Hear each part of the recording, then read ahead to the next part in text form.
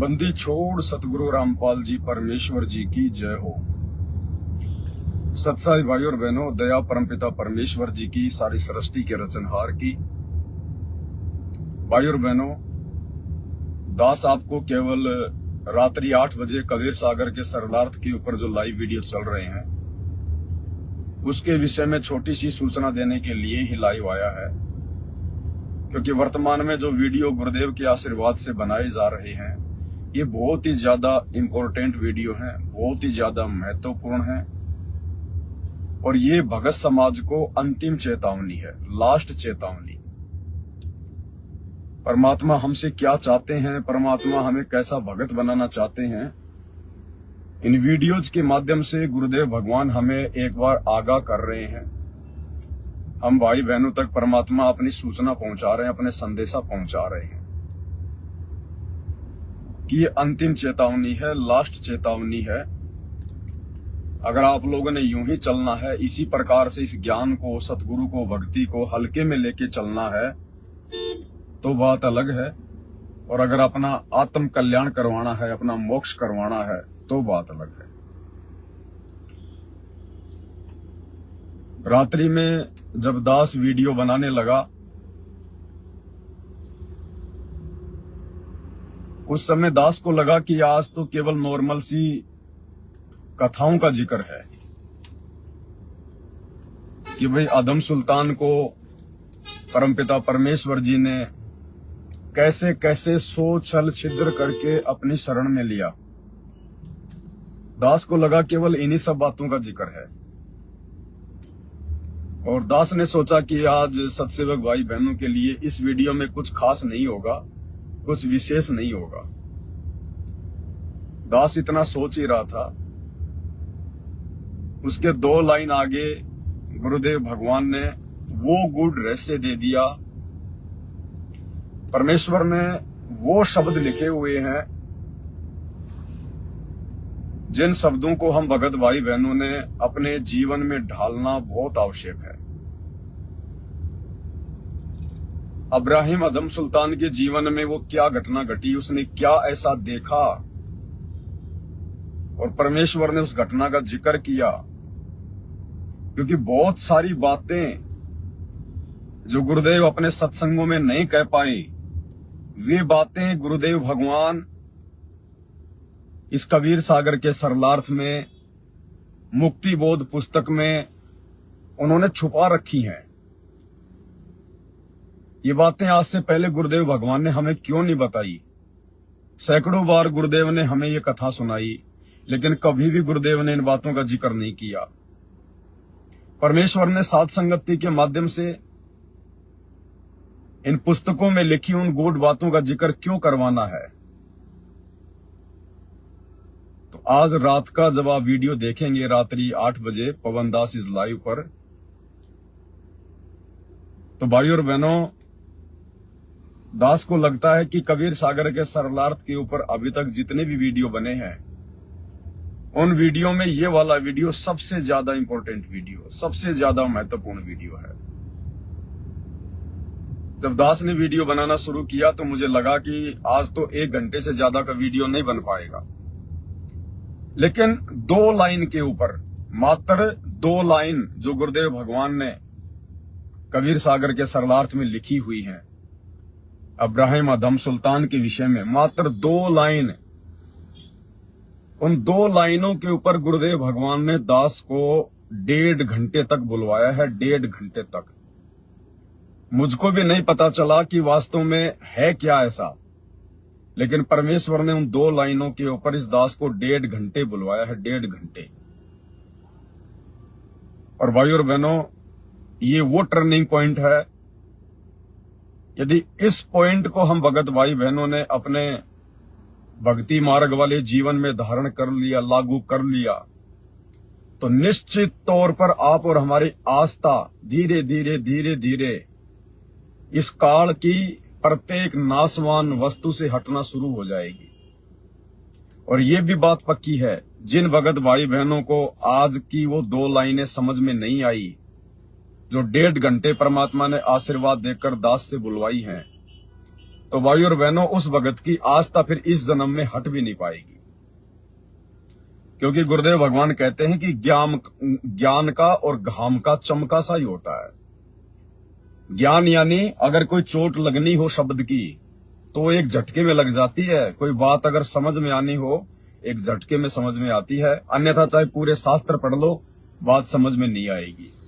और घाम का मतलब होता है धूप। जैसे गर्मी के टाइम में लोग अचानक से धूप में निकलते हैं, कोई एसी से बाहर धूप में निकलता है तो अचानक से उसको धूप लग जाती है, उसको हेजा हो जाता है, उसकी तबीयत खराब हो जाती है। तो परमात्मा कहते हैं ज्ञान का और घाम का तो चमका सा होता है, जिसको लगना होगा एक झटके में लग जाएगी, अन्यथा वो चिकना गड़ा हो जाता है, पूरी जिंदगी फिर कोई असर नहीं पड़ेगा। और भाई और बहनों, आज परमेश्वर ने जो वीडियो बनवाया है, जो रात्रि 8 बजे लाइव चलेगा, देखो आप भाई बहन ये ना सोचना कि ये पवन दास बना रहा है या पवन दास हमें उपदेश दे रहा है, पवन दास हमें समझा रहा है। पवन दास भी आप भाई बहनों की तरह 2 कोड़ी का जीव है, मिट्टी का पुतला है, मेरी कोई औकात नहीं है। ये तो संदेश के लिए परमात्मा ने दास को खड़ा किया है, मेरी सेवा लगाई है परमात्मा ने, मेरा सौभाग्य है मेरे शुभ कर्म बनवाने के लिए। बाकी मुझ पवन दास के उपदेश का ना तो किसी पे कोई असर होना है और ना एक जीव के उपदेश का दूसरे जीव पर कोई असर हो सकता। केवल इस दास को परमात्मा ने एक यंत्र की भांति खड़ा कर रखा है संदेश देने के लिए। बाकी सारे संदेश, सारा का सारा उपदेश, सारा का सारा आदेश वो गुरुदेव भगवान का है, मेरा अपना कुछ भी नहीं है।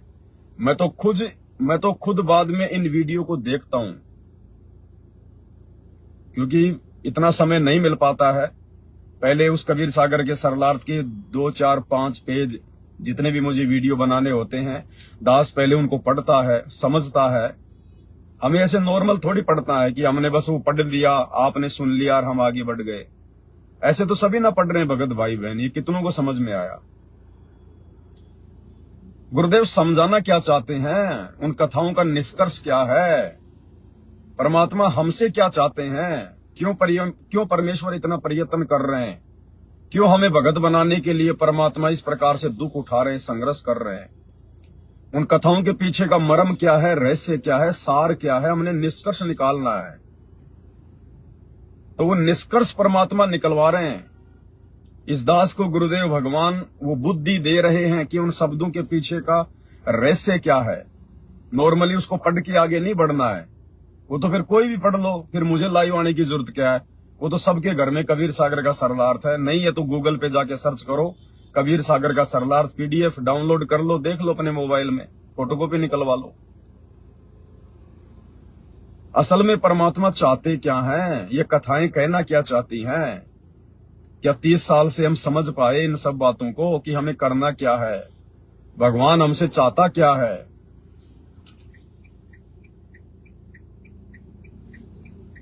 तो दास जो वीडियो बनाता है, ये दास पहले देखता है, क्योंकि जब मैं वीडियो बनाता हूं उस समय मुझे इतना ध्यान नहीं होता कि मैंने कहा क्या बोल दिया है, मेरे द्वारा क्या बुलवाया जा रहा है।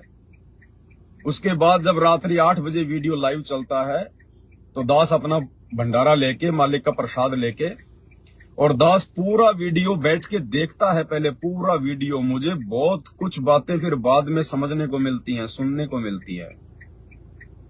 जिस प्रकार आप भगत भाई बहनों को आनंद आता है वो वीडियो देखने में, आपके अंदर जो परमात्मा ने रुचि पैदा कर रखी है, चाहे 3 घंटे का हो चाहे 4 घंटे का हो, बाथरूम करने भी हम लोग जाना अच्छा नहीं समझते कि कहीं कोई बात छूट ना जाए।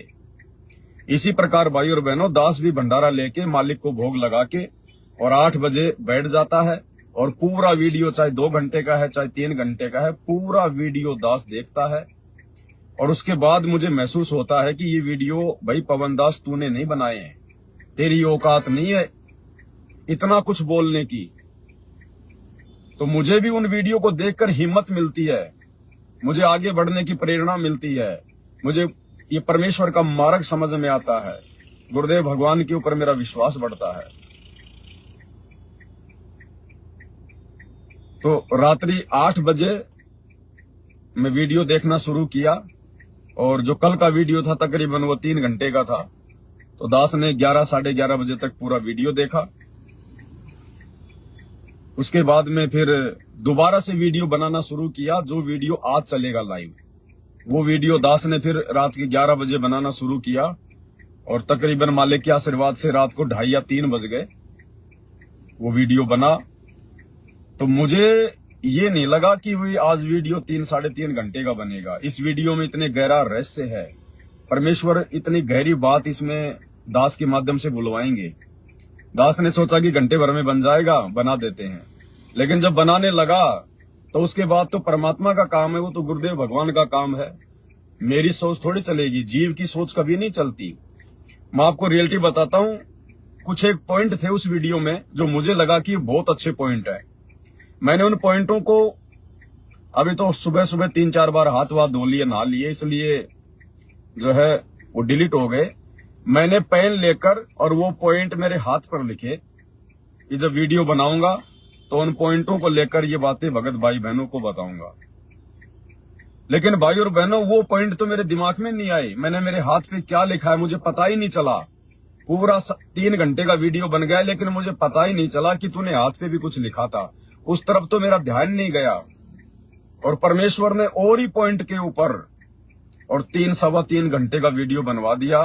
तो परमात्मा ये भी सिद्ध करते हैं कि बेटा तेरी नहीं चलेगी। तू अपनी सोच से सोचकर जो वीडियो बनाता है ना, ठीक है, तेरी भी अपनी सोच है, तभी तो तेरे अंदर रुचि पैदा होगी, तभी तो तू वीडियो बनाएगा किसी पॉइंट को लेके।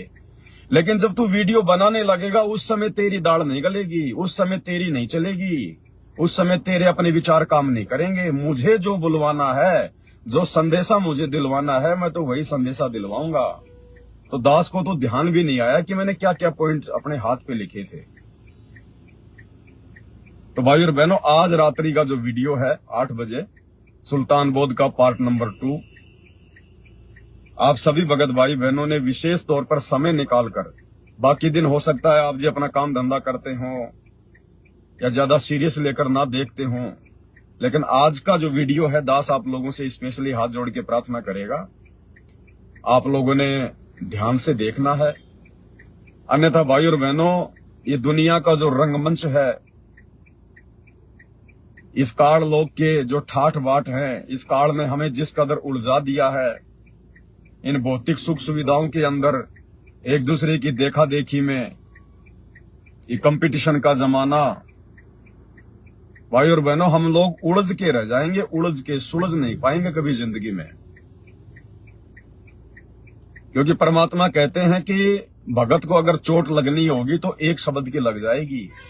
एक सेंटेंस, एक शब्द, एक चौपाई भगत का जीवन बदल के रख देती है इंसान का। तो जो बात आज परमात्मा ने बुलवाई है अदम संताल के जीवन में घटित उस घटना को लेकर, उस घटना के बाद दास का भी एक प्रकार से आज से जीवन जो है वो बदल गया है। क्योंकि मैं भी परमात्मा के सत्संग सुनता हूं, उसी से समझ में आती है। ये वीडियो देखता हूं, बनाता हूं, नई नई बातें हमारे सामने आ रही हैं जो गुरुदेव ने आज से पहले नहीं बताई, नहीं कही। तो इन बातों को देख देख के, सुन सुन के अब वास्तव में हमारे अंदर भगत बनने की प्रबल प्रेरणा जागृत हो जानी चाहिए। हमने इस भक्ति को नॉर्मल वे में नहीं लेना चाहिए। हम अगर 30 वर्षों के इतिहास को देखें, अपने गुरुदेव भगवान के जीवन को देखें, भाई और बहनों, हम तो -1% भी जो एक भगत की भूमिका गुरुदेव भगवान निभा रहे हैं, हम उसके आसपास भी नहीं, आसपास भी। और हमने तो 100 का 100% वैसा भगत बनना है जैसा हमारे गुरुदेव एक भगत बनने की भूमिका कर रहे हैं, लीला कर रहे हैं। और हम तो अभी तक इतने वर्षों के बाद -1% भी परमेश्वर की भगत वाली भूमिका के इर्द गिर्द भी नहीं है, आसपास भी नहीं है। तो आज का वीडियो हमें बहुत गहरी जानकारी देगा, बहुत विशेष बातें हमारी समझ में आएंगी। तभी भाई और बहनों, हमारी ये इच्छा, हमारी ये फालतू की डिमांड, ये बकरी जैसी इच्छा, ये तभी हमारी हटेगी, हमारी मिटेगी। और जब तक ये हमारी इच्छा नहीं हटेगी, नहीं मिटेगी, भाई और बहनों, हम भक्ति जरूर कर रहे हैं, अपने आप को भगत जरूर समझ रहे हैं, दास जरूर मान रहे हैं, लेकिन असल में हम भक्ति के आसपास भी नहीं है। भगत कहलाना तो बहुत दूर है, दास तो भक्ति की अंतिम उपलब्धि है। तो मैं तो आपसे प्रार्थना कर सकता हूं, विनती कर सकता हूं, इससे ज्यादा तो देखो दबाव तो परमात्मा भी किसी पर नहीं दे रहा। 30 साल से केवल ज्ञान ही समझा रहा है। जो कर्मी है, जो कुकर्मी है, परमात्मा सबको देख रहे हैं, लेकिन अपनी तरफ से परमात्मा कोई जोर जबरदस्ती नहीं कर रहे, जबकि ये तो समर्थ है, 1 सेकंड में सबका दिमाग चेंज कर सकते हैं। लेकिन परमेश्वर भी इस काललोक के नियम अनुसार, विधि विधान अनुसार जब अपना कार्य कर रहे हैं, तो हम भक्तों को भी उसी हिसाब से परमेश्वर के इस अथक प्रयास को समझकर, उनके द्वारा की जा रही इस अवर्णनीय मेहनत को समझकर, हम भगत भाई बहनों ने भी अपने भक्ति जीवन पर अब अपने आप को गुरुदेव के ज्ञान अनुसार ढालना पड़ेगा। हमने स्वयं को चेंज करना पड़ेगा, परिवर्तित करना पड़ेगा। अन्यथा इस काल भगवान ने जिस प्रकार से इस कलयुग की पिछली पीढ़ी में दुनिया को जिस रंग में रंग दिया है, भाई और बहनों, बाहर निकलना बहुत खांडे की धार है। परमात्मा कहते हैं, सूली ऊपर सेज सुनो रे झुमकरा। ये सत्य पुरुष की भक्ति करना और उसकी मर्यादा में रह के करना, एक भगत बन के करना, कहते हैं सूली के ऊपर सेज बिछाने जैसा है। सूली के ऊपर सेज। और परमात्मा ना जाने कौन सी चोट कब मार के, अपने सत्संग से मार के या सात संगति के माध्यम से जो वीडियो बन रहे हैं, इनके माध्यम से पता नहीं कौन सी चोट भगत को लग जाए। आज जितने भी भगत सात संगति में जुड़े हुए हजारों की संख्या में, वो कोई पाकिस्तान के नहीं है, कोई अमेरिका से आए हुए नहीं है।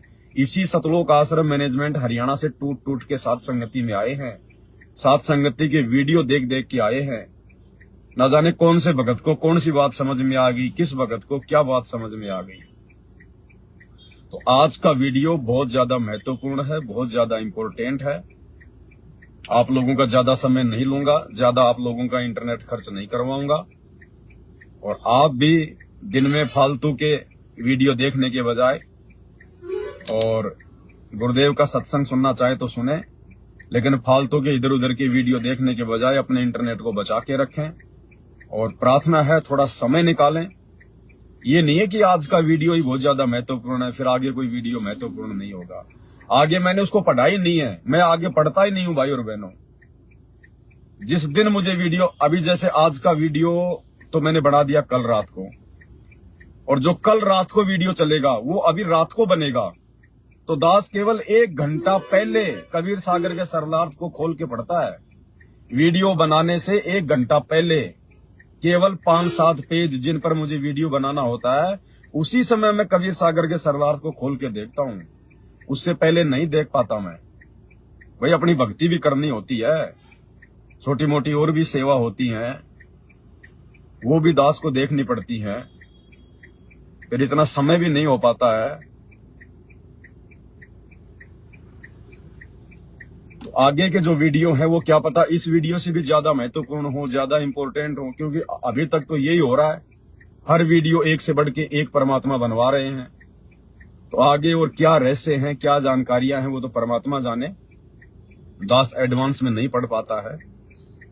इसलिए भाई और बहनों, आज का वीडियो सभी भाई बहन विशेष तौर पर देखें, क्योंकि जो बातें परमेश्वर ने बुलवाई हैं, वास्तव में क्या हम गुरुदेव भगवान के अनुसार इस भक्ति मार्ग पर चल रहे हैं? क्या हम अपने गुरुदेव के अनुसार अपने आप को भक्ति मार्ग पर ढाल पा रहे हैं? अगर नहीं, तो फिर क्या फायदा हमारा भक्ति करने का? हमने गुरु को देखकर चलना है, गुरु के भगत वाले जीवन को देखकर चलना है। हमने अपने गुरु के जैसा बनना है। गुरु को कीजिए दंडवत कोटि कोटि प्रणाम, कीट न जाने भृंग को गुरु कर ले आप समान। ये नॉर्मल वाणियां नहीं है। गुरुजी कह रहे हैं, बेटा जब तक मेरे जैसा नहीं बनेगा, मेरे जैसा तू मृत साधु नहीं बनेगा, अपने आप को जीवित ही नहीं मार लेगा, यो गुरु ज्ञान विज्ञान वाणी जीवित ही जग में मरो, तब तक सतलोक के तो दर्शन कर नहीं पाएगा। बाकी जैसी भक्ति करेगा वैसा तेरे को दे अवश्य दूंगा। तो हमने तो जैसी भक्ति कर रहे हैं वैसा चाहिए नहीं। ये तो असंख्य युगों में हम भोग चुके हैं, राजा महाराजा बन के, देव महादेव बन के, और गधे कुत्ते बन के भी हम सारे कष्ट उठा चुके हैं, नरक भी भोग चुके हैं। हमें भक्ति का प्रतिफल नहीं चाहिए। हमें भक्ति के प्रतिफल में सुख नहीं चाहिए, देवलोक नहीं चाहिए, सुख नहीं चाहिए। ये तो हम भोग चुके हैं। आज वो आनंद ना हमारे साथ है, ना हमें याद है। हमने तो इस भक्ति के प्रतिफल में सतलोक चाहिए, परमात्मा के चरणों में सदा सदा के लिए जगह चाहिए। तो उसके लिए हमने गुरुदेव को फॉलो करना पड़ेगा, गुरुदेव को अनुसरण करना पड़ेगा। ये दुनिया को देख देख के चलने से हमारी भक्ति नहीं बनेगी। एक भगत भाई का बार बार मैसेज आ रहा था मेरे पास में हरियाणा से। दास उसको रिप्लाई नहीं कर रहा था। रिप्लाई इसलिए नहीं कर रहा था क्योंकि वो लोग कितने दिनों से साथ संगति से जुड़े हुए हैं, हर साथ संगतियों में आते हैं, उसके बावजूद भी छोटी छोटी बातों के लिए शंकाएं भेजते हैं। तो दास को फिर परमात्मा अंदर से प्रेरणा नहीं करते हैं कि भाई इतना समझाने के बाद, इतनी वीडियो बनाने के बाद, इतना आप लोगों से फोन पर बातें करने के बावजूद भी आप छोटी छोटी बातों का निर्णय नहीं कर पा रहे। तो फिर दास फिर उनको जवाब देना भाई और बहनों फिर उचित नहीं समझता है। अब वो भाई आर्मी में नौकरी करता है, सरकारी नौकरी है। अब आर्मी वालों की मुझे तो पता नहीं, लेकिन कम से कम 25-30 हजार रुपए तो महीने की सैलरी होगी कम से कम। जितने भी खर्चे हैं परमात्मा ने हमारे समाप्त कर रखे हैं। ना कोई शादी विवाह ऐसी हमने धूमधाम से करनी, ना कोई बात छुच्छक भरना, ना कोई बच्चे का जन्मदिन मनाना, ना बच्चे को हाई फाई कोई कोचिंग करवाना, ना हाई फाई कोई प्राइवेट स्कूलों में पढ़वाना, ना हमारा खान पीन और पहनावा कोई हाई फाई है, ना हम फालतू में कहीं घूमने जाते, कोई रिश्तेदारी में जाते। हमारे खर्चे हैं क्या? सिर्फ हमारा रसोई का खर्चा और कोई खर्चा नहीं है। तो उस भाई की सरकारी नौकरी है, आर्मी में वो जॉब करता है, और उसके बावजूद भी दास से पूछ रहा कि भगत जी मैं एक एलोवेरा की कंपनी में काम करना चाहता हूं, उस कंपनी का मैं ऐड करना चाहता हूं, उस कंपनी का मैं प्रचार करना चाहता हूं, उस कंपनी से जुड़ के मैं उस कंपनी में काम करना चाहता हूं। यानी ये जगत वाले जो दुनिया वाले हैं, ये तो ऐसे लोग देखते हैं जो पैसे वाले हों, जो सरकारी नौकरी वाले हों, क्योंकि ऐसे लोगों के संपर्क में भी फिर वैसे लोग होते हैं जो ये मार्केटिंग जो कंपनी वाले होते हैं, चैन सिस्टम वाले, कि अगर एक को जोड़ दूंगा तो ये अपने साथ में 10, 15, 20 को जोड़ देगा। मैं इसका रेफरेंस दे सकता हूं कि देखो फलाना फौजी, उसने भी हमारी कंपनी ज्वाइन की हुई है, तो दूसरे लोग भी उससे प्रभावित होके और जुड़ जाएं। तो ये जगत वाले तो अपने स्वार्थ में सारा काम करते हैं। वो भाई कह रहा था भगत जी मैं इसका प्रचार अपनी सोशल मीडिया पर, फेसबुक पर मैं इस एलोवेरा कंपनी का कर सकता हूं क्या? तो भाई देखो ऐसा है, आपको किस लिए उस कंपनी का प्रचार प्रसार करना भाई? किस लिए आपने वो कंपनी ज्वाइन करनी है जब भगवान आपको अच्छी खासी 2 टाइम की रोजी रोटी दे रहा है, बढ़िया आपका परमात्मा ने प्रबंध किया हुआ है, 25-30 हजार रुपए महीने के घर बैठे आपके घर में आ रहे हैं। अरे भगवान ने आपको इतना अच्छा, आपको साथ संगति से जोड़ दिया, इतना अच्छा निर्मल ज्ञान दे दिया, और आपके कोई पिछले संस्कार से आपको सरकारी नौकरी मिली हुई है, बढ़िया 25-30 हजार रुपए आपके घर में आ रहे हैं। क्यों फालतू में सिर में दर्द कर रहे हो? अपने भगवान का प्रचार तो हमसे ढंग से होता ही नहीं, और वो एलोवेरा कंपनी का प्रचार करने के लिए 2 रुपए के लालच में हम लोग कहां जा रहे हैं, क्या कर रहे हैं भगत भाई बहनों? मिलेगा क्या हमारे को उस एलोवेरा कंपनी के प्रचार करने से? 20 तो आपके पास में जो है दिन में फोन आएंगे, 20 लोगों के पास में आप फोन करोगे, झूठी राम कहानी बताओगे, सर हमारी एलोवेरा कंपनी है, सर हम लोग ये जो है ये प्रोडक्ट बनाते हैं, सर इससे आपकी जो स्किन है बिल्कुल हरी हो जाएगी, बिल्कुल फेयर हो जाएगी, सर इसके ये फायदे हैं, सर इसका जूस बना के पियोगे आपके शरीर में कोई रोग नहीं रहेगा। और दुनिया भर की झूठी राम कहानी हम अपनी जिव्या से, अपने मुख से, कि जिव्या तो वाई भली जो रटे हरि को नाम, नहीं तो काट के फेंक दियो मुख में भलो न चाम। अरे फिर हमने सीखा क्या भाई इतने दिनों से साथ संगति से जुड़ने के बाद में? इतना प्रचार अपने भगवान का करो ना, अपने गुरुदेव भगवान का करो ना। आप इतना प्रचार परमात्मा वो दे देगा, वो एलोवेरा कंपनी आपको लाखों जन्मों में नहीं दे सकती। ये प्राइवेट कंपनियां जो हैं ये अपने स्वार्थ के लिए सारा काम करती हैं।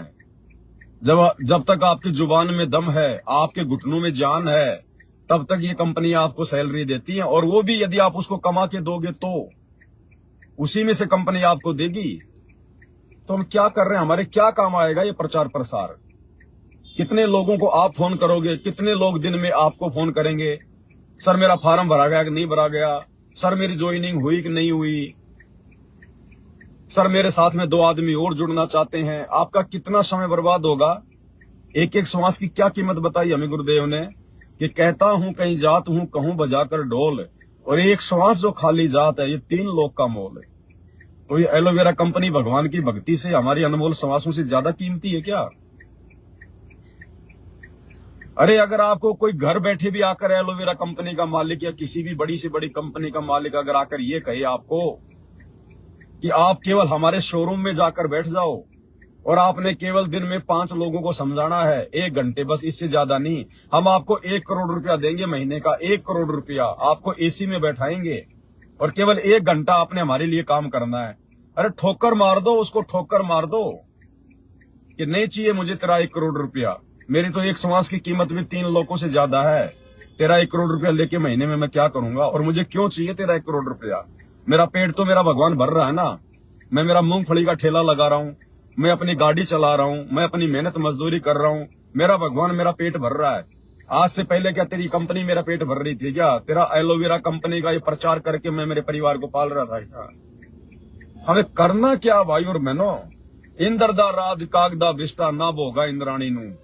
फिर हम लोग कहां जा रहे हैं, किस दिशा में जा रहे हैं हम? हमने समझा क्या हमने इस भगवान के ज्ञान को? फिर हमारे अंदर वो इच्छा, आप करोगे क्या उस पैसे का? आपके 2 बच्चे हैं, माता पिता आपके गांव में रहते हैं, वहां पर जमीन है, आपका मकान है, आप नौकरी कर रहे हैं, आपकी भक्तमती है, और आपके 2 आपके बच्चे होंगे, 3 होंगे, मकान आपने अपना बना लिया है। अब भाई साहब आपका खर्चा कितना है? आपकी जो तनख्वाह आ रही है ना, उस तनख्वाह का आधा खर्चा भी नहीं लगता। 10,000 में आपका पूरा महीना निकल जाएगा, 10,000 में पूरा महीना। और फिर भी आप दुनिया भर की फालतू की कंपनियों का, दुनिया भर की उस बकवाद का ऐड करना चाहते हैं, आप उसका प्रचार करना चाहते हैं। इसका मतलब भक्ति करने की इच्छा कम है। इससे यह सिद्ध होता है कि अभी हम इस गुरुदेव के ज्ञान को नहीं समझ पाए, भले हम साथ संगति से हम क्यों ना जुड़ गए। हम अपनी श्वासों की कीमत को नहीं समझ पा रहे, हम अपने गुरुदेव के मिशन को, उनके संघर्ष को अभी तक नहीं जान पाए। अन्यथा सपने में भी ये बात नहीं आ सकती, सपने में भी। अरे आम भगत जिसकी कोई सरकारी नौकरी नहीं है, वो भी इस प्रकार की कंपनियों का प्रचार नहीं करेगा, एलोवेरा कंपनी का प्रचार या और कोई कंपनी का प्रचार, क्योंकि उससे हमारा समय और समाज बर्बाद होंगी। हम लोग भक्ति नहीं कर सकते। इससे अच्छा तो अपना मूंगफली का ठेला लगा लो, कोई आया तो अपने 100 ग्राम तोल के दे दो, बाकी अपनी माला लेके बैठे रहो। और अगर आपने इस प्रकार की कंपनियां ज्वाइन कर ली जिनमें फालतू की चीजों का आपने प्रचार प्रसार करना है, आप इस जुबान से आप जी क्या बोल रहे हो? इस जुबान से शब्द क्या निकलने चाहिए? ये शब्द ऊपर जाकर काउंट होंगे। धर्मराज पूछेगा, परमात्मा पूछेगा, बेटा तेरे को मैंने इतनी श्वासें दी थी, इनमें से तूने कितनी श्वासें अपने परमात्मा के सुमरण में और उस परमात्मा के प्रचार जो है वो प्रसार में, उस परमात्मा की महिमा में तूने कितनी श्वासें उपयोग में ली? और जब ऊपर जाकर पता चलेगा कि मैंने तो 10-15 हजार रुपए के लिए सर हमारी कंपनी ये करती है, सर हमारी कंपनी ये करती है, 20 तो उसमें झूठ बोलनी पड़ेगी। जब तक मिर्च मसाला लगा के नहीं प्रचार करोगे, कोई एक जो है वो बटन भी नहीं खरीदता कोई शर्ट का। तो हम क्या कर रहे हैं भगत जी? हम किस दिशा में जा रहे हैं समझ में नहीं आ रहा भाई। द्वापर युग में जब महर्षि वेद व्यास जी ने 18 पुराण, श्री गीता जी, इन सबको जब लिखा, तो उसके कुछ समय बाद में उनको लगा कि यार ये मेरे द्वारा कही गई बातों का या मेरे द्वारा लिखे गए इन धर्म ग्रंथों को पढ़कर कोई अनुसरण तो कोई कर ही नहीं रहा। तो दुखी होकर महर्षि वेद व्यास जी ने सारे धर्म ग्रंथों को एक जगह इकट्ठा करके आग लगाने की सोच ली। उसी समय ये परमात्मा सतगुरु रामपाल जी भगवान श्री कृष्ण जी के रूप में प्रकट हुए और उन धर्म ग्रंथों को आग लगाने से जो है वो बचाया। और विष्णु रूप में उस परमेश्वर ने कहा कि तेरी बातों का वर्तमान में कोई अनुसरण नहीं करेगा, कोई फॉलो नहीं करेगा। ये धर्म ग्रंथ तो मैंने आने वाली आत्माओं के लिए लिखवाए, आने वाली आत्माओं के लिए जो कलयुग में उत्पन्न होंगी।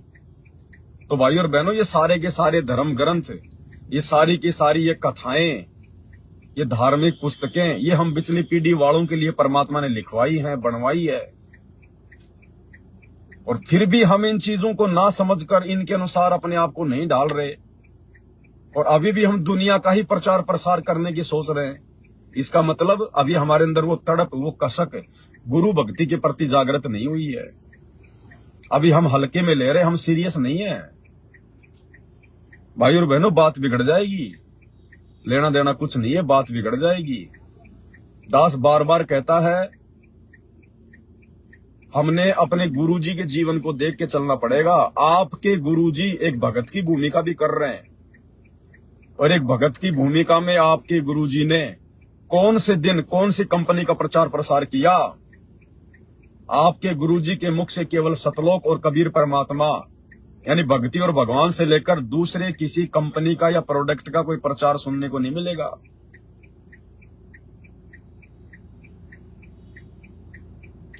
भाई और बहनों, विचार करने की बात है। बाकी देखो, सबके अपने अपने संस्कार हैं। मेरा किसी से कोई द्वेष नहीं है। अगर मैं कुछ आवेश में आके भी बोलता हूं तो मैं नहीं बोल रहा। जिस प्रकार से वो मध्य प्रदेश के सीहोर जिले में इन आश्रमों से जुड़े हुए नादान भक्तों ने बजरंग दल और विश्व हिंदू परिषद वालों के साथ मिलकर गुरुदेव के ज्ञान और मर्यादाओं की धज्जियां उड़ाते हुए बांग्लादेश के मुसलमानों के खिलाफ जो रैलियां निकाली हैं, और उस दिन जब दास लाइव आया तो ये ना सोचना कि ये पवन दास जो है वो चिल्ला रहा था, ये पवन दास उनको इस प्रकार से बोल रहा था। मुझे क्या लेना देना, भाड़ में जाओ, गोबर खाओ। मेरी तरफ से मेरे कोई घर से कुछ जा रहा है क्या? मेरी भक्ति बर्बाद हो रही है क्या? वो पवन दास नहीं बोल रहा था। इस पवन दास के माध्यम से तुम्हारा बाप सतगुरु रामपाल जी भगवान हिसार जेल में बैठा बैठा वो अपना जो है गुस्सा जाहिर कर रहा था कि नालायकों, तुम्हें इतना ज्ञान दे दिया, तुम्हें इतना समझा दिया, और उसके बावजूद भी तुम्हारी बुद्धि में कुछ नहीं घुस रहा है। तुम मारे मारे फिर रहे हो, तुम दौड़े दौड़े फिर रहे हो फालतू में, बैठकर भक्ति तुम्हारे से होती नहीं है। तो उस परमपिता परमेश्वर ने अपनी नाराजगी व्यक्त की है। दास तो केवल एक यंत्र है, एक माध्यम है। अन्यथा मुझे क्या मतलब भाई? वो भाड़ में जाएं, कुएं में गिरे, मेरा क्या बिगाड़ लेंगे? मैं उनको जानता ना उनको पहचानता। मुझे तो बाद में पता चला जो इंटरव्यू ले रहा है, जो इंटरव्यू दे रहा है, वो तो वहां के भोपाल का कोई वहां का कोई संभागीय कोई कोऑर्डिनेटर था। मुझे तो बाद में बताया एक भगत ने कि जो भगत इंटरव्यू ले रहा था वो वही भगत है जब मध्य प्रदेश में आप लोगों को पीटा गया था आपको। उस समय वो कह रहा था कि तू विष्णु भगत को मारेगा, मैं ला रहा हूं तलवार, मैं ला रहा हूं मैं तलवार। वही भगत है वो। तो मुझे तो ये भी नहीं पता कि वही है। ना तो मैंने उसको मेरी पिटाई करते समय देखा, ना बाद में मैंने जानने का प्रयास किया कि ये भगत कौन है, क्या है, क्योंकि मेरे मन में राग द्वेष नहीं है, मुझे मतलब ही नहीं है। देखने वाला बैठा है, मेरा बाप बैठा है, वो देखेगा, समय आने पे देखेगा, अपने आप देखेगा, सबको देखेगा। मैं कहीं की टेंशन लूं? तो मालिक कहते हैं, चिंत्या तो हरि नाम की और न चिंत्या दास, जो कोई चिंत्या नाम बिना सोए काल की फांस। और हम भाई दुनिया भर की इन फालतू की कंपनियों का प्रचार प्रसार करने का ठेका ले रहे हैं। अरे भगवान तो इनको बंद करवाने आए हैं। ये पूरी धरती पर केवल एक परमात्मा की चर्चा रह जाएगी। परमात्मा का ज्ञान प्रचार करो। भगत का ये धर्म है, ये परम, ये कर्तव्य है। और हम चंद पैसों के लिए, जबकि आपको तो भगत जी पैसों की जरूरत भी नहीं है। आप किस मोड़ पे खड़े हो भगत जी? आप हल्के में मत लो भगत जी भक्ति को। ये परमात्मा नौकरी दे सकता है, 1 मिनट में छीन भी सकता है। 1 मिनट में कोई भी कारण बना देगा ये परमेश्वर।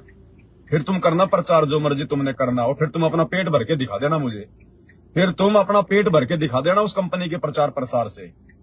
अगर 5 दिन काम करोगे, वो कंपनी 5 दिन का ही देगी, 6 दिन का वेतन नहीं देगी, ध्यान रखना। और वो भी अगर कंपनी को 100 रुपए दोगे कमा के, तब जाके कहीं वो 20 रुपए देगी तुम्हें, 20 रुपए इंसेंटिव के रूप में। तो हमने बहुत करके देख लिया भगत जी। ये दुनिया वालों की चापलूसी में आता है, ये दुनिया वालों की चापलूसी में, उनकी गुलामी में आता है। क्या कहा था परमात्मा ने जब नानक जी परमेश्वर को मिले, ज्ञान हुआ? क्या कहा कि अब तो सच्ची सरकार की नौकरी करूंगा। गुरुदेव भगवान ने बीच में अपनी नौकरी छोड़ी। मात्र 2 साल बच रहे थे उनके रिटायरमेंट के। 2 साल 2 साल और कर सकते थे परमात्मा, कौन सी बड़ी बात थी। लेकिन जानबूझ के गुरुदेव भगवान ने अपने रिटायरमेंट से 2 साल पहले अपनी जूनियर इंजन की नौकरी से इस्तीफा दिया। आप और हम भक्तों को ये दिखाने के लिए कि मुझे नौकरी से प्रेम नहीं है। ये दुनिया की नौकरी करते करते असंख्य युग बीत गए, अब तो सच्ची सरकार की नौकरी करेंगे। गुरुदेव ने एक एग्जाम्पल कोड किया कि मेरे से नौकरियों की डिमांड मत करना।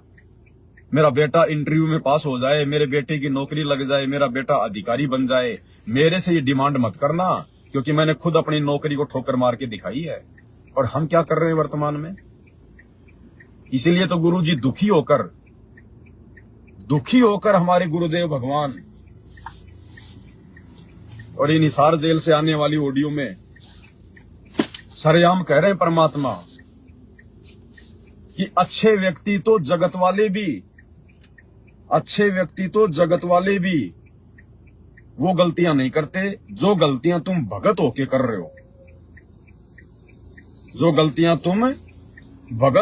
रहे हो। अच्छे इंसान तो जगत वाले भी ऐसा नहीं करते। भगत जी हम सबके लिए संकेत है ये, अकेला कोई ये सतलोक आश्रम वालों के लिए मत समझ लेना कि गुरु जी केवल उन्हीं को झाड़ रहे हैं। गुरु का संदेशा सभी शिष्यों के लिए होता है, सभी शिष्यों के लिए। तो अच्छे इंसान जो जगत वाले हैं भगत जी, अगर उनको भगवान ने अगर 2 टाइम की रोजी रोटी ठीक दे रखी है ना, वो भी इधर उधर हाथ पैर मारने की नहीं सोचते कि मैं ये कंपनी का काम भी कर लूं, मैं वो कंपनी का काम भी कर लूं। और बहुत सारे भगत मेरे संपर्क में है, बहुत सारे। मैं किशनगढ़ में रहा करता था, जो रामदेव भगत था वो आर्मी से रिटायरमेंट था, 30-35 हजार रुपए उसकी जो है तनख्वाह आ रही थी। उसका जो पिता है वो आर्मी से रिटायरमेंट है, 30-40 हजार रुपए उसकी पेंशन आ रही है। रामदेव भगत के पास में रहता उसका पिता, तो 30 हजार रुपए तो रामदेव की पेंशन, 30-40 हजार रुपए उसके पिता की पेंशन, कितने हो गए? 60-70 हजार रुपए। उसका बड़ा लड़का जो है वो नर्सिंग है, डॉक्टर है वो पटना में, 70 हजार रुपए उसकी। और उसका छोटा लड़का 30-40 हजार रुपए मार्बल की कहीं पे कोई काम करके वहीं पे वो किशनगढ़ में वो कमा रहा है। यानी उस आदमी के घर में 1.5 से 2 लाख रुपए महीने का आ रहा है, खुद का मकान है, कोई दिक्कत नहीं है। उसके बावजूद भी लालच में आकर और ये सहारा कंपनी जो है उसने ज्वाइन कर ली। अब वो सहारा कंपनी आगे चल के डूब गई। अब मैं उसके वहीं रहा करता था, उसके गांव में, वो किशनगढ़ में थोड़े दिन रहा था, आप सबको पता है। गांव की औरतें उसकी खड़ी खड़ी बेइज्जती किया करती थी, खड़ी खड़ी बेइज्जती, गालियां निकाल निकाल के जाया करती थी। अब वो कहां से दे वो? पहले तो अरे 1.5 लाख रुपए महीने का घर में आ रहा, फिर भी सारा कंपनी ज्वाइन कर ली, एजेंटगिरी कर रहे हैं 2 पैसों के लिए, कमीशन के लिए। और अपने रिश्तेदारों को जोड़ दिया, अपने गांव वालों को जोड़ दिया, 10-20 लाख रुपए सारा कंपनी में लगा दिया, सारा कंपनी डूब गई। अब वो गांव की औरतें, जब मैं किशनगढ़ में रहा करता था, उस रामदेव को गालियां निकाल निकाल के जाया करती थी। काहे का भगत है, ढोंगी पाखंडी, तू भगत है क्या? भगत ऐसे होते हैं क्या? दे मेरा पैसा, मैं क्या जानू तेरी सारा कंपनी को, तू था एजेंट, मैंने तो तेरे को दिए थे पैसे, मेरे पैसे दे। उसकी बेइज्जती कर करके जाया करती थी, बेइज्जती कर करके उसके घर पे आते थे लोग। तो ये मिलेगा फिर आगे चल के भगत जी। अरे जिस भगवान ने हमें मुख से करने के लिए भजन दे दिया, तो क्या पेट भरने के लिए भोजन नहीं देगा क्या? उसकी शरण में आने के बाद भी यदि आपको रोजी रोटी की टेंशन हो रही है, फिर दुनिया से फिर हम लोग भगत नहीं, हमें फिर ज्ञान नहीं है। अरे इस पृथ्वी पर इंसानों के अलावा जितने भी पशु पक्षी हैं, चारों योनियों में, चारों खानियों में जितने भी जीव हैं, अरबों खरबों, कौन जॉब करता है, कौन ऑफिस में जाता है? एक इंसान महीने भर में इतना नहीं खाता जितना हाथी एक दिन में खाता है। अगर इंसान इस पृथ्वी पर यदि 5% है, तो 90% यहां पर दूसरे जो है जाति हैं, दूसरे जीव हैं, उनका पेट कौन भर रहा है? इंसानों से कई गुना ज्यादा खाते हैं वो कौन सा जॉब करते हैं, कौन सा वो एलोवेरा जो है कंपनी का वो प्रचार कर रहे हैं, कौन से वो सारा के एजेंट हैं? परमेश्वर उनका भी पेट भर रहा, सबका, किसी को भूखा नहीं सुलाता ये मालिक है। जबकि ना वो भक्ति कर रहे, ना वो कोई काम कर रहे, और हमसे कई गुना ज्यादा खाते हैं जानवर। इसलिए परमात्मा कहते हैं, पो पाटी पगड़ा भया जागी जिया जून, सब काऊ को देत है वो चोंच समाना चून। वो परमात्मा कीड़ी को कण और हाथी को मण, जैसी जिसकी आवश्यकता उसको अवश्य देता है। अरे आज आप और हमें वही तो समर्थ परमात्मा मिला हुआ है। सतगुरु रामपाल जी परमेश्वर जी के रूप में आज हमारे गुरुदेव वही तो हैं। फिर हम क्यों नहीं उनको पहचान रहे, क्यों नहीं हम उनके ऊपर विश्वास कर रहे? फिर हम सतलोक क्या खाक जाएंगे जब हमें इतना भी हमारे को विश्वास नहीं है तो? अरे ये भगवान तो बैठे बैठे भी खिला दे, अगर आपको विश्वास है तो बैठे बैठे खिला दे। इस पवन दास को खिला रहा है ये परमात्मा, बैठा बैठा खिला रहा है। जो सुविधा एक जिला कलेक्टर के पास नहीं है, इस पवन दास को उस भगवान ने दे रखी है, लेकिन सेवा के लिए। मेरी अंदर से कोई इच्छा नहीं है, मैं आज ही रोड पर बैठकर मूंगफली बेचने को तैयार हूं आज ही, क्योंकि मेरे अंदर से इन चीजों को लेके कोई इच्छा नहीं है। और जो भी सामग्री परमात्मा ने दे रखी है सिर्फ मैं सेवा में यूज करता हूं। इन चीजों से मैं कोई बंधा हुआ नहीं हूं। चाहे भगवान इसी समय ले ले अपनी सारी चीजें, ये गाड़ी घोड़े मोबाइल फोबाइल जो भी है, परमात्मा इसी समय ले ले। दास इन चीजों के भरोसे नहीं है, दास केवल अपने गुरुदेव भगवान के भरोसे है। हम किस दिशा में जा रहे हैं भाई, किस दिशा में जा रहे हैं हम? भगत जी रह जाएंगे, उसके बाद फिर असंख्य जन्म प्राप्त करके आगे के युगों में फिर हम यही तो करेंगे। अरे आज अगर पार नहीं हुए तो हमें मनुष्य जन्म मिलेंगे, सैकड़ों मनुष्य जन्म मिलेंगे, और उन मनुष्य जन्मों में गारंटी थोड़ी हमें भगवान मिलेगा। और भगवान नहीं मिला तो वो मनुष्य जन्म भी हमारा जानवर के समान है, जानवर के समान। आज बिना सतगुरु की भक्ति के जानवर मेरे इंसान में क्या अंतर है भाई? भक्ति बिना नर खर एक है, जिन हर पद नहीं जाना, पूर्ण ब्रह्म की परख नहीं रे, पूज मरे पाषाणा। जानवर क्या करता है सारा दिन? सारा दिन एक मुंह से तो खाता रहेगा, पीछे से निकालता रहेगा। सारा दिन वो चरता रहेगा, पीछे से गोबर निकालता रहेगा। और क्या करता है जानवर? और बिना ज्ञान के बिना भक्ति के ये इंसान क्या करता है? सुबह खाएगा, सारा दिन डोलेगा, और रात को आके फिर वापस निकाल देगा। यही तो है इस इंसान का रूटीन। और है क्या? खाया पिया निकाला, खाया पिया निकाला, सारा दिन अपना धंधा पीटा, इसके अलावा और किया क्या? तो वही जानवर वाले कर्म बिना सत भक्ति के।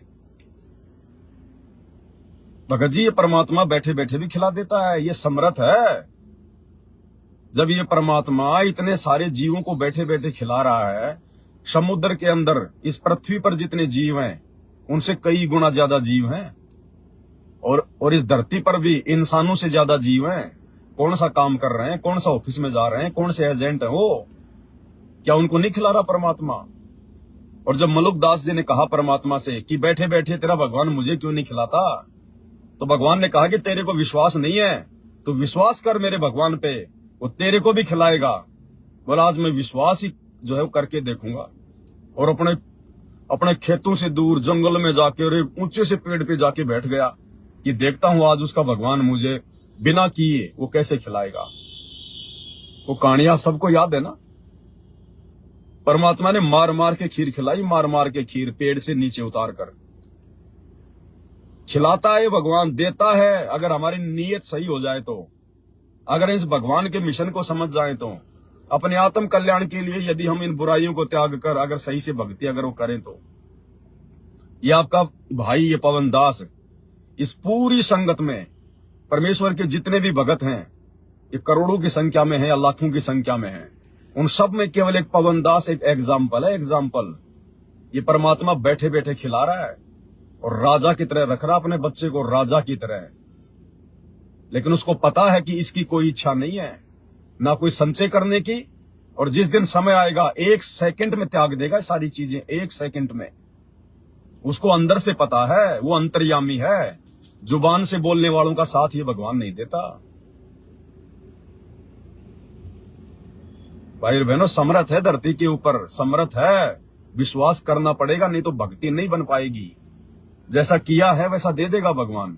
साहिब हंगना हमारे जैसे गुरुदेव भगवान कहते हैं कि सोया तो निष्फल गया, जाग्या सो फल ले, और साहिब हक नहीं राक्षसी, जब मांगोगे तब दे। ये जो भक्ति कर रहे हैं ना, ये जब चाहोगे तब परमात्मा इसका प्रतिफल दे देगा, राजा महाराजा बना देगा। फिर अगले जन्मों में फिर फोड़ना अपने कर्म, कुछ नहीं मिलेगा फिर। तो हम भगत होकर हम क्या कर रहे हैं? तो ये सारी बातें हम सब भक्तों के ऊपर लागू है, ना कि अकेले मैनेजमेंट वालों के ऊपर। कई मैनेजमेंट वालों को हम टारगेट करके हम फिर जो मर्जी करें, फिर वही गंदगी फिर हमारे अंदर आ जाएगी। तो जिसको 2 टाइम की अच्छी खासी रोजी रोटी परमात्मा ने दे रखी है ना, वो तो जगत वाला भी फालतू में फटे में पाव नहीं देता। 20 प्रकार के काम तो वो भी नहीं करता, और हम क्या कर रहे हैं भाई फिर? तो जो परमेश्वर कह रहे हैं ना कि ये काम तो अच्छे इंसान जगत वाले भी नहीं करते जो भगत कर रहे हैं। तो अच्छा जो इंसान होगा ना, अच्छा इंसान जो आम समाज में जो भगत भी नहीं है, वो भी फालतू की चीजों में ये पंगा नहीं डालता कि ये काम भी कर लूं वो काम भी कर लूं। उसको भी पता है कि भगवान ने दे रखा है, सुख शांति से अपना टाइम पास करो। जैसे भी भक्ति वो कर रहा अपनी कर रहा है। तो हम सबके लिए ये संदेशा है, सबके लिए विचार करो कि हम कौन है, कहां से आए। आपस में खेचातानी रखते हो अभी भी भगत हो गए। अच्छे इंसान तो जगत वाले गुनाह करते ऐसा जैसे भगत कर रही है। अच्छे इंसान तो जगत वाले गुनाह करते ऐसा जैसे भगत कर रही है। अच्छे इंसान तो जगत वाले गुनाह करते ऐसा जैसे भगत कर रही है। किसी को छोटी सी सेवा दे देते, कोऑर्डिनेटर बना दिया, वो नहीं सोचा मैं खुदा बढ़ गया। और इतना शिक्षा तो मजदूर बनो, सीखो मजदूर। और कई देखा है कि कोऑर्डिनेटर या जिसकी जो भी व्यवस्था लगाई जाए तो व्यवहार भी ठीक नहीं करते, धमकान लग जाते, पुरखान लग जाते। और कुछ ऐसी भी शिकायतें आई हैं जो बहन बेटियों के साथ गलत मैसेज भी डालते। तो वो दुष्ट लोग ना तो कोऑर्डिनेटर के योग्य है ना वो भगत के योग्य। और कुछ ऐसी भी शिकायतें आई हैं जो बहन बेटियों के साथ गलत मैसेज भी डालते। तो वो दुष्ट लोग ना तो कोऑर्डिनेटर के योग्य है ना वो भगत के योग्य। और कुछ ऐसी भी शिकायतें आई हैं जो बहन बेटियों के साथ गलत मैसेज भी डालते। तो वो दुष्ट लोग ना तो कोऑर्डिनेटर के योग्य है ना वो भगत के योग्य। तो ऐसा तो संगत में कुसंगत उठ जाएगी, और ऐसी कुसंगत होगी फिर हम रखेंगे नहीं उसको खेत में। किसान उस कुबाड़ को पाड़ के खेत से बाहर फेंक देता है, तो उसको आप मिशन से निकाल दिया जाया करेगा। सुधर जाओ, एक के नहीं सुनी जाया करती, सामूहिक शिक्षा दी जाती है, अमल कर लो इन पे। कर्म बतेरे खोड़ लिए, इस ज्ञान का असर क्या हुआ? थोड़ा सा सुख होते फिर पक्के एजेंट काल के बन जाते, बकवाद वही करनी, भगवान से दूर हो जाएगा। थोड़ा सा सुख होते फिर पक्के एजेंट काल के बन जाते, बकवाद वही करनी, भगवान से दूर हो जाएगा। थोड़ा सा सुख होते फिर पक्के एजेंट काल के बन जाते, बकवाद वही करनी, भगवान से दूर हो जाएगा।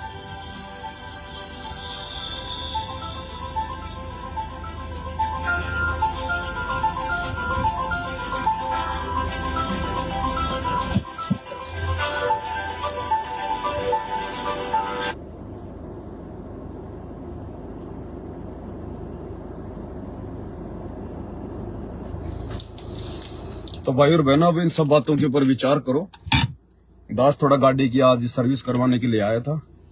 अब दास अपनी रमणी भी करेगा, 1-2 काज हो जाएंगे। हमने समय का सदुपयोग करना है।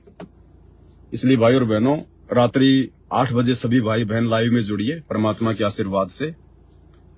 और हमने भाई और बहनों संसार की तरफ से, जगत वालों की तरफ से, दुनिया वालों की तरफ से, उनको तो ज्ञान नहीं है, उनके पास सच्चा गुरु नहीं है, उनके पास चिंतन मनन करने के लिए कोई पॉइंट नहीं है, कोई जो है वो सत्संग नहीं है।